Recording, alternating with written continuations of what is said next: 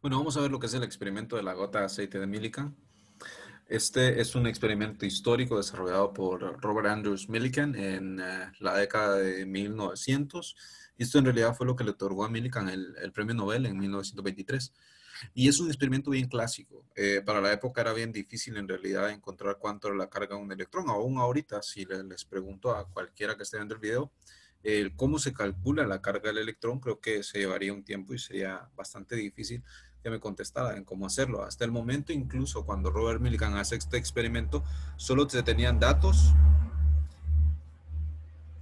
solo se tenían datos de la carga, de la relación de masa-electrón, o sea, no sé, de carga electrón, de carga masa, perdón. Entonces, no se podía determinar lo que era simplemente la carga del electrón. La relación carga-masa se había desarrollado antes con otros efectos. Pero el diagrama del montaje es bastante sencillo y lo que hacían básicamente es que con un atomizador eh, particulizaban un poco de aceite. El aceite entonces ingresaba por un pequeño orificio a estar entre dos placas. Entre estas dos placas iba a poner un campo eléctrico y luego se cargaban esta gota de aceite utilizando radiación ionizante como rayos X. El rayo X entonces chocaba con el aire y el aire desprendía entonces electrones. Estos electrones entonces chocaban contra la gota de aceite que acababa de atomizarse y entonces se cargaba eléctricamente. Usualmente esta gota iba a recibir entre 2, 3, 4, 5, 6 electrones, dependiendo de cuánta carga se le estaba dando. Ahora, la carga que se le estaba dando se le daba de manera aleatoria, es decir, se podía controlar más o menos cuánta carga recibía, pero no se podía controlar si se le daba uno o dos. O sea que parte del problema era encontrar si había recibido, si se había cargado eléctricamente con un solo electrón, dos, tres, cuatro, o cuántos electrones. También, con cuántos electrones no dependía para nada de la masa que tenía la pequeña gota. Incluso, ¿cómo medir nosotros la masa de esta pequeña gota atomizada de aceite? O sea, no se podía colocar en una balanza y simplemente medirla. Entonces, Robert Milgram utilizó algo que llama velocidad terminal. Esto no se enseña en los cursos de física 100, pero no es tan difícil de entender, ya que lo que tenemos nosotros es que cuando tenemos resistencia del viento, resistencia de cualquier medio en un objeto que está yendo a una cierta velocidad, lo que pasa es que este objeto no va a aumentar su velocidad indefinidamente como lo haría normalmente cualquier otro objeto que está viajando a una cierta velocidad, aumentando, que está bajo cierta aceleración, como por ejemplo un objeto que está cayendo en caída libre, valga la redundancia. Este va a aumentar de manera uniforme su velocidad, ya sea de forma lineal o cuadrática. Pero en este caso no, sino que la fuerza de resistencia del viento lo que está haciendo va en contra de la velocidad y va a causar que la velocidad tienda a un valor constante. Entonces el objeto inicialmente inicia aumentando su velocidad, pero al un tiempo después de que ha pasado, su velocidad tiende a un valor constante. Igual, si el objeto iba a una velocidad mayor, este va a tender siempre a esta velocidad terminal constante que está acá. Esta es provocada por la resistencia que tenía la gota de aceite con el aire adentro de la recámara. Ahora, entonces, una vez que se medía la velocidad terminal por medio del microscopio, viendo cómo iba cruzando, se podía calcular entonces la masa de la gota a través de la ecuación ya conocida para velocidad terminal.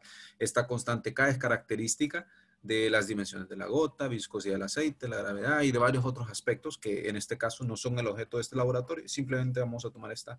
En el simulador específicamente, la constante K se pone con este valor. Aquí podemos despejar por la velocidad terminal y encontrar cuánto era perdón, aquí introducimos el valor de velocidad terminal y podemos encontrar cuánto era la masa de la gota de aceite. Ahora sí, la fuerza eléctrica generada por un campo uniforme, sabemos nosotros que va a ser la carga que está en la partícula multiplicada por el campo, eso nos da la fuerza eléctrica.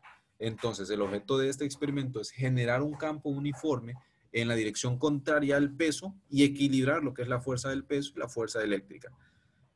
Este campo lo podemos generar entre dos placas conductoras con un voltaje. Al aplicarles un voltaje a estas placas conductoras, entonces va a tener que el campo va a depender del voltaje y de la distancia de separación por medio de esta fórmula. Ese es el campo uniforme generado donde está la partícula. Entonces, hoy sí, tomamos nuestro diagrama de cuerpo libre donde incluimos nada más la fuerza de gravedad y y la fuerza eléctrica. Recordemos que estamos intentando el punto donde la partícula se permanece completamente inmóvil, así que no vamos a tomar en cuenta la resistencia del viento, ya que la resistencia del viento depende de la velocidad de la partícula. O sea que si la partícula está inmóvil, la resistencia es cero. Y una vez que están interactuando estas dos, nuestro diagrama de cuerpo libre nos dice que las fuerzas van a ser igual porque está inmóvil. Entonces, masa por gravedad igual a la carga eléctrica por el campo. Como están actuando en una sola dirección, no solo van en dirección de Y, por así decirlo, entonces podemos despejar para carga y la carga eléctrica va a ser la masa de la partícula, la gravedad por el campo eléctrico que pone estas cargas en equilibrio. Entonces, así se podía determinar la carga eléctrica de las partículas individuales de aceite.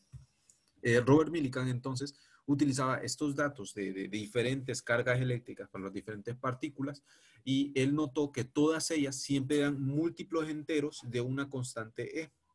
O sea, este N siempre era un entero y esta E siempre era un valor que es el que andamos buscando. ¿Cómo se determina este valor? Ya lo vamos a ver en el otro video, que es determinando a ver cuál es esta constante N. Entonces, en 1900 el valor de precisión que obtuvo fue del 0.3, un valor bastante pequeño de error, perdón, muy pequeño, un error muy pequeño que nos permite a nosotros saber que el experimento estaba muy bien hecho, que si se hacía con suficiente cuidado, entonces se podía determinar la constante eléctrica, la carga eléctrica con bastante precisión. Entonces, eso vamos a intentar nosotros con nuestro simulador para ver qué tanto nos da el error y a comparar con el valor teórico.